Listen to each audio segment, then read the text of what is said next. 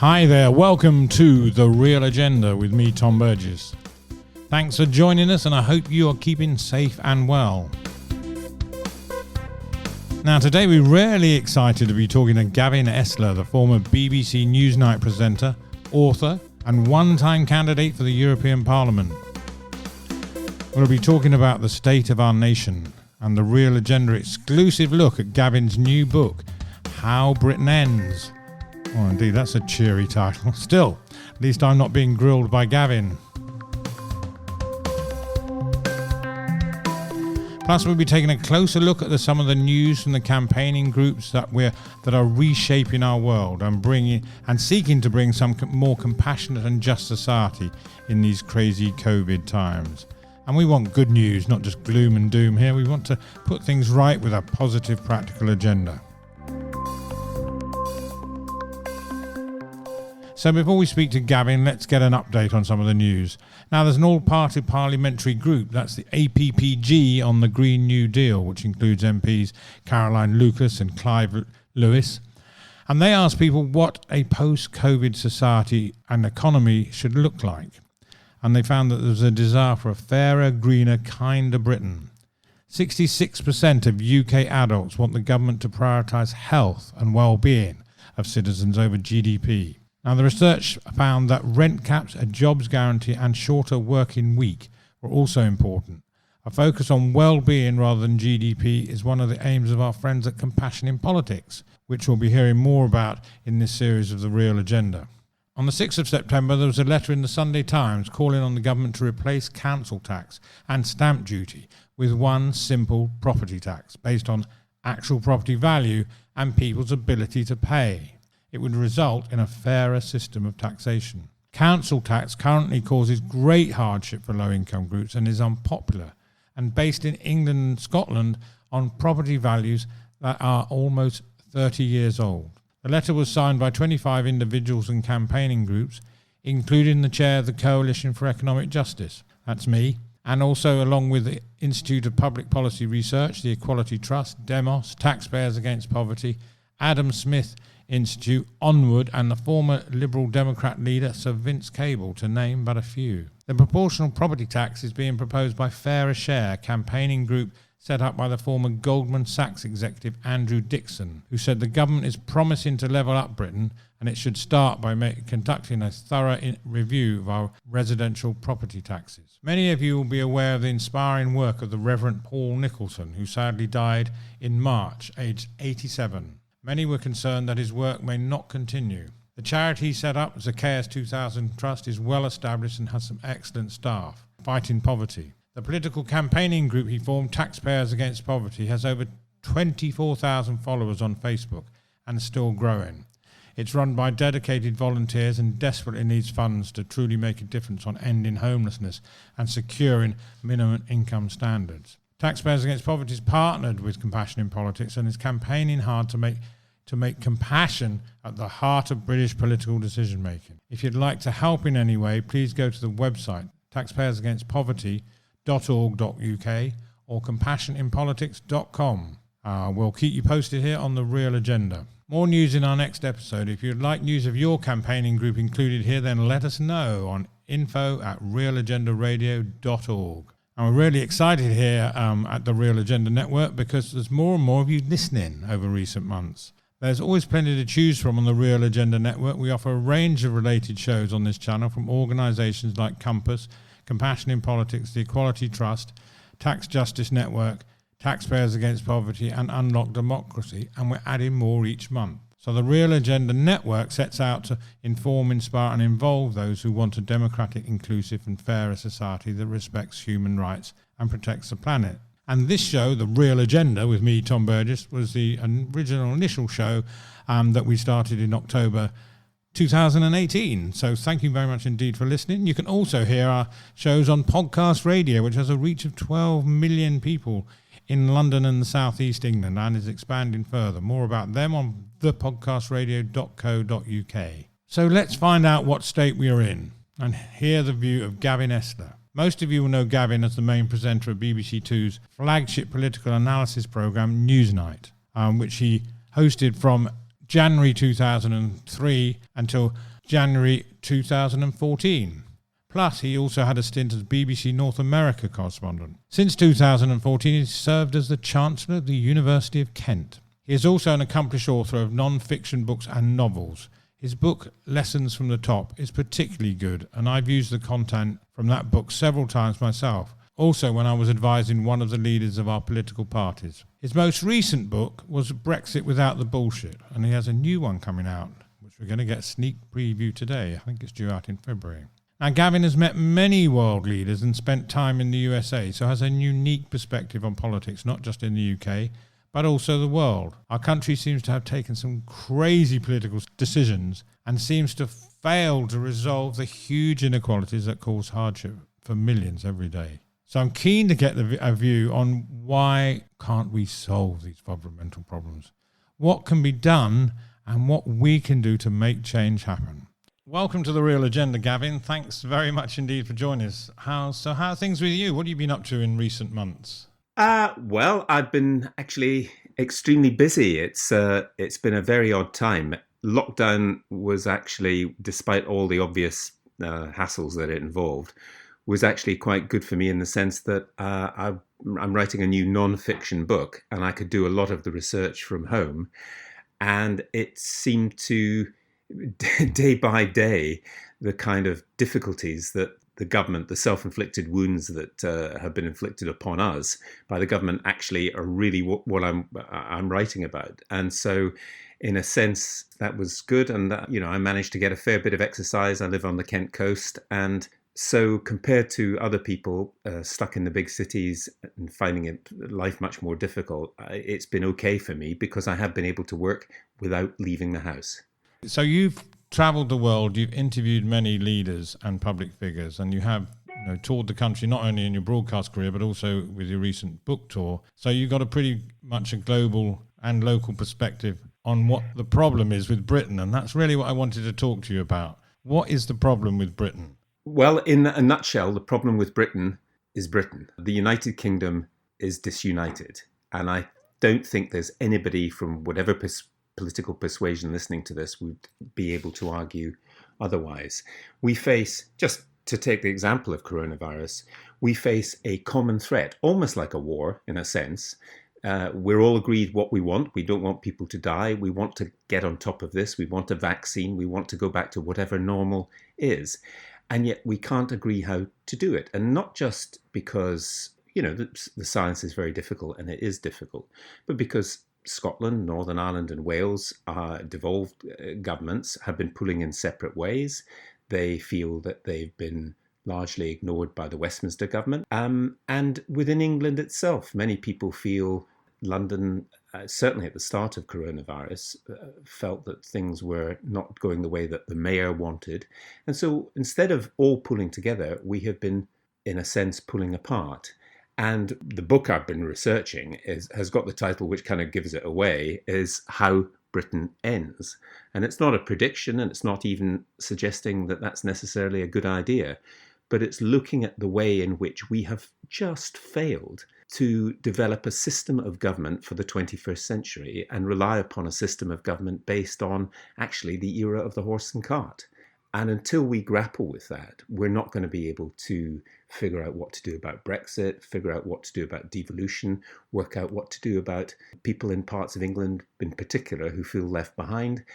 All the issues that we face go back to the fact that we have been stupendously complacent about the British system of government, which simply doesn't really work. So have we lost our way? Yes, I think we have lost our way. And why I say complacent, we talk about the mother of parliaments and the envy of the world. Well, we're not. I'm sorry to say. When I go to Germany and I talk to friends of mine who are doctors in Hamburg, for example, they say, we don't have a winter beds crisis in the German healthcare system. We have maybe problems, but we don't have a winter beds crisis because we have plenty of beds, many more than you do per head of population. Nobody has followed the British system of government.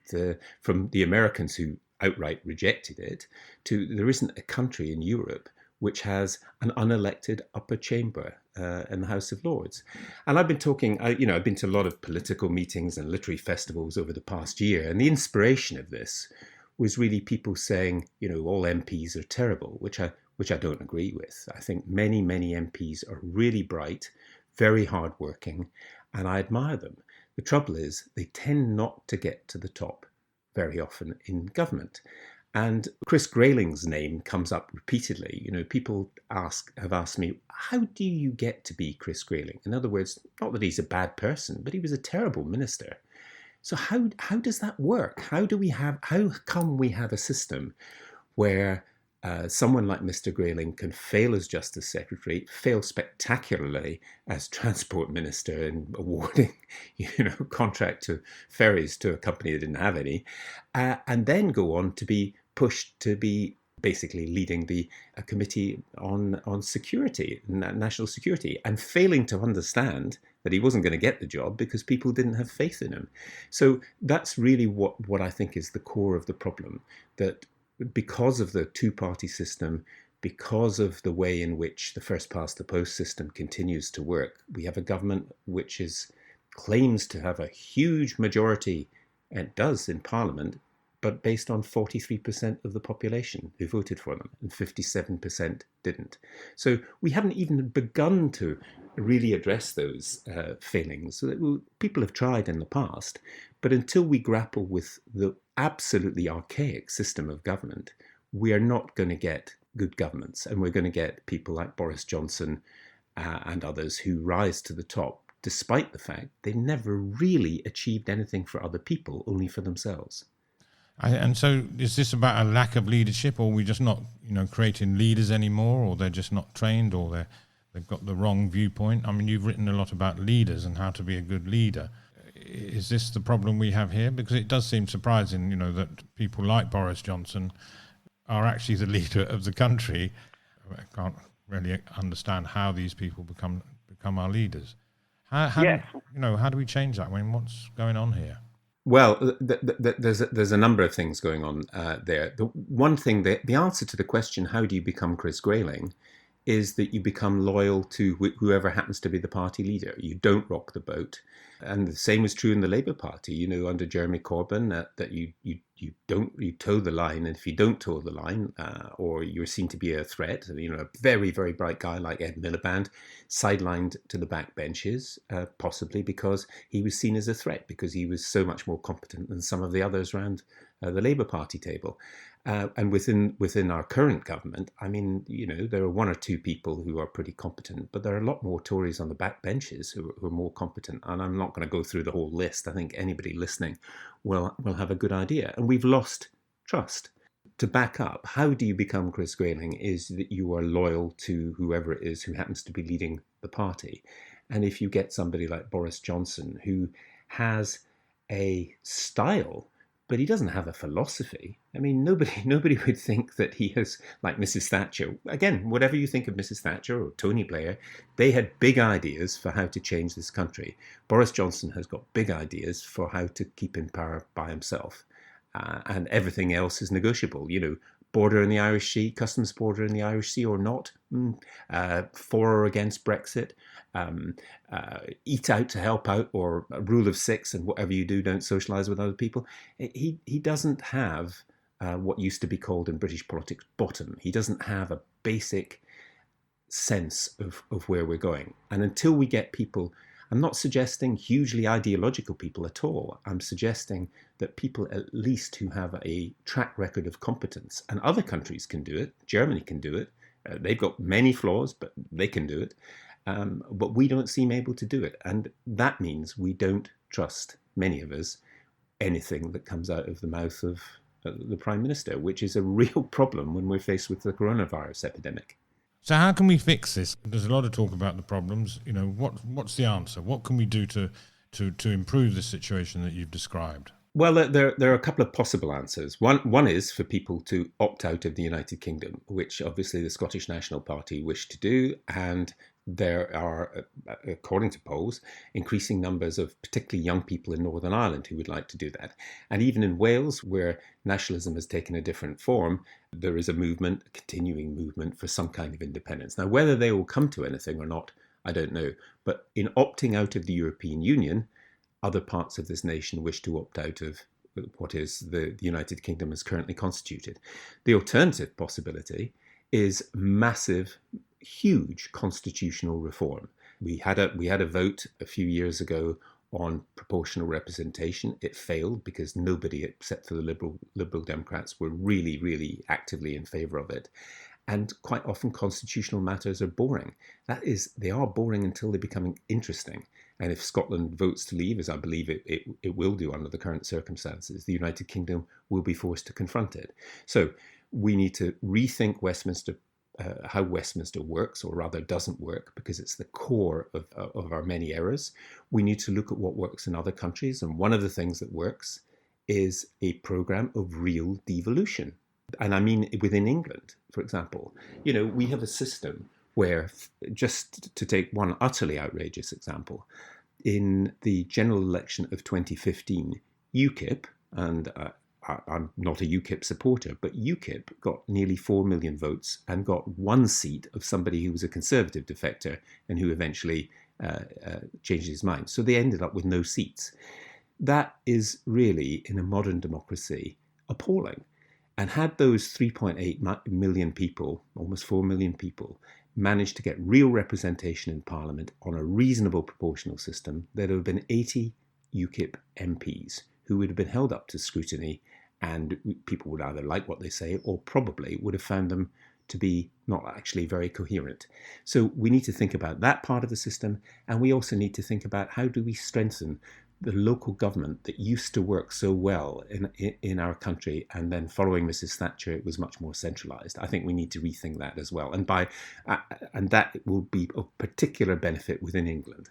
So do you think these are the sort of democracy issues are the key issues, or is it like the inequality and the systemic problems with our economy and the unfairness? But I don't think those are two separate things. I think those are two sides of the same coin. I mean, why is it, just ask yourself, why is it that we've had, I think out of 55 prime ministers, about 20 went to the same school, Eton? Why is it that we almost... Churchill didn't go to university, and Gordon Brown went to Edinburgh University. But pretty much every prime minister since the war went to either Oxford or Cambridge.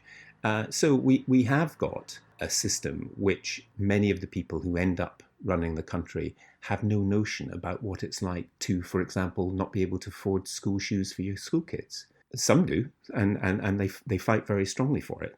But if you look at the current cabinet, you don't get many people who would fit into that kind of mindset. And so the two are absolutely linked. We have lost touch, I think, and the political parties the main political parties have often lost touch, or some of them anyway, some of the people within them, as to how difficult life is for many people in our country. And food banks are a wonderful resource, but I would rejoice if the last food bank in Britain were to close, and I know many of the people who work in them wish the same.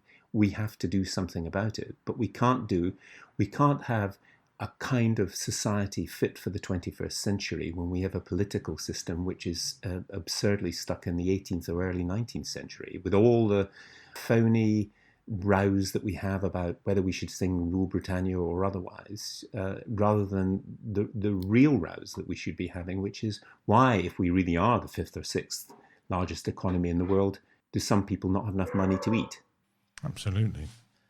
So tell us a bit more about why you wrote this new book that's coming out soon, and what's the main message? The book will be published by Head of Zeus in February in hardback. As I say, it's called How Britain Ends.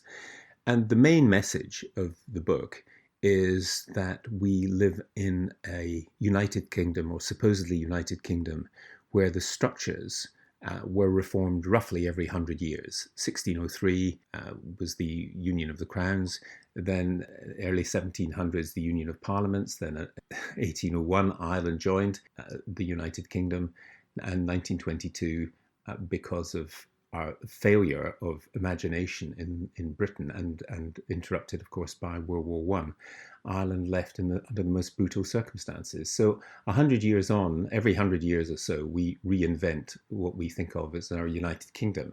And a reinvention is so long overdue that if we don't get on with it, and I suspect, given the constipation of our political system, we won't get on with it, then other people will leave too. And there are alternatives. Just to take an obvious example, the reason there is so much resentment in Scotland about the position that Brexit puts us in is that in 2014, when Scots voted narrowly against independence, they were told if you choose an independent route, you will be out of the EU. And the only way to guarantee that you can stay within the EU is to stay within the Union of the United Kingdom. And that's the way Scots voted. And within 2 years, despite the fact that more than 60% of Scots voted to stay in the EU, they're being dragged out against their will.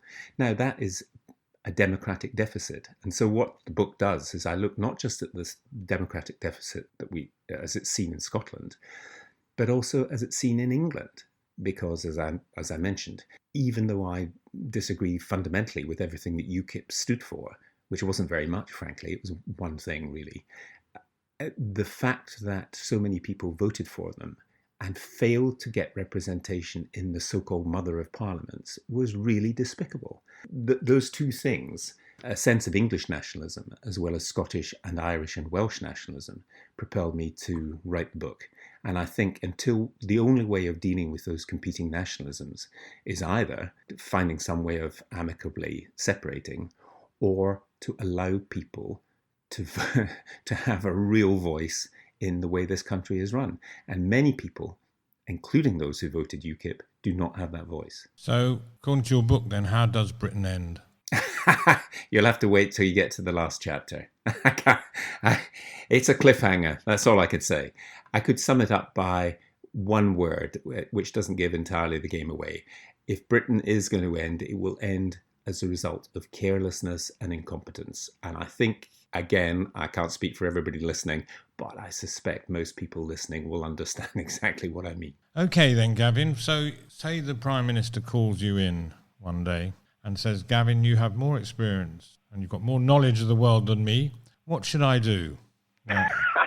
What are your top three action points? I mean, judging from what you said so far, he might call you, but you may not want to go. Say you did go, what would be the three things that you suggest that he should do straight away? Well, I would say, if you're talking particularly about Boris Johnson, I would say I would begin with a question. You are the leader of the Conservative and Unionist Party. What have you done that is actually conservative? And what have you done that is actually unionist to strengthen the union? And I think the answer would be, the reason I wouldn't go in for a meeting like that is I would get a lot of, whack-a-mole, oven ready, world-beating, moonshot kind of nonsense. But underneath the nonsense, the answer is that the Conservative Party of Boris Johnson isn't conservative with a small c. It is very, very radical. And it isn't unionist in the sense of strengthening a union. And it seems to me that, I would answer the question by saying resign and let's have a general election. But before we do that, force through a proportional representation, and then we'll get a reasonable representation of people across the country. I don't think he would take up that idea. But you would also then get more competent people in government, because essentially the kind of system we've got means that the executive is very strong. And we don't have a written constitution, so there are very, very few real limits on constitutional government, whereas most other systems usually end up with a kind of cooperation between people in different parties. And that tends to mean, doesn't always, it tends to mean that better people end up in government positions. That is not what is happening in our country. And so I'm not sure Mr. Johnson would take on board anything that I have to say, because there'd be nothing in it for him. The one other thing I would say is that the paradox of Britishness is that the no government elected on a first-past-the-post system with a big majority in Parliament is ever likely to change the system because that would mean throwing away the ladder up which they ascended. And that's one of the reasons why we haven't changed, because we haven't had the kind of shocks that Germany or other countries have had in order to do that. And the same is true in the United States in a way, which is one of the reasons why American democracy, although it's a conversation for another day, is in such difficulties too. Well, thanks very much for those great insights, Gavin. We could talk for a long time on many things, and I'm sure you've got some very wise advice for our leaders, and it's a pity that they haven't called you in, but maybe one day. Well, Tom, you never know, and you may find that when the book finally comes out, the ending will offer a bit more cheer than I'm able to offer at the moment, but it's all in there already, and it's almost, do you know what? The book is almost oven ready. Well, thanks very much, Gavin. We'll whack-a-mole and world beat and all that sort of thing. But thanks very much for that, and we hope to speak to you again soon and get even more insights on what we should do about the real agenda. So thanks very much indeed for joining us, and speak to you again soon. Thanks, Tom. Thank you. So while many of us see the huge inequality and ongoing unnecessary hardship as the biggest problem that we're failing to solve, Gavin is suggesting that indeed this stems from our undemocratic and out-of-date governmental system, and that constitutional reform is vital if we are to get a government that will consistently act in the best interests and well-being of its people, to build a better country where we all have the opportunity to thrive and live in peace and security. Our challenge is that the status quo suits those in power, and as we see in so many countries, once you're in power, you want to stay in power, and you lose the connection with compassion and human kindness. So we have to break that chain. That's what we have to do. History tells us that non-violent civil disobedience gets results, such as the suffragettes, and indeed organisations like Extinction Rebellion, who are drawing attention to the urgent issue of climate change. Plus, recent research shows that we need 2.3 million supporters, as that represents 3.5% of the population, the number where the majority of non-violent protests actually succeed. So what do you think? Contact us on info@realagendaradio.org or via our website, realagenda.org. We'd really love to hear your views, and we hope that we've helped to inform, involve, and inspire you into action. The Real Agenda's partnered with the Coalition for Economic Justice, a network of like-minded groups campaigning for a fair society, to seek to bring equitable access to the prosperity that's created by us all. The Coalition for Economic Justice seeks to build strength and unity by finding common ground and create awareness that real change is possible through a collaborative, inclusive and non-partisan approach. Special thanks to our sponsors, the Reverse Media Group, one of the fastest growing search and media companies. Find out why at reversemediagroup.com. And don't just take my word for it. Reverse Media Group was just listed as one of the fastest growing private tech companies in the UK. So coming soon on The Real Agenda, we'll be talking to Andrew Dixon from Fairer Share, an organisation campaigning for proportional property tax, as well as Compassion in Politics, Taxpayers Against Poverty, and indeed the Coalition for Economic Justice, and more.